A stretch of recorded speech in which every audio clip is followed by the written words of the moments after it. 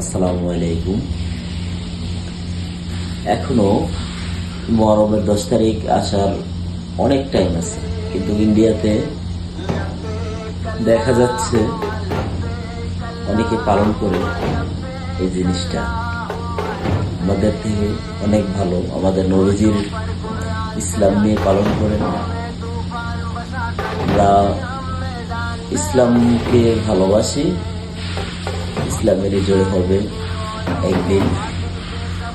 যে জিনিসটা পালন করে সেই জিনিসটা ভালোর জন্যই পালন করি। ভিডিওটা দেখে দেন সবাই, পুরোটা ভিডিও।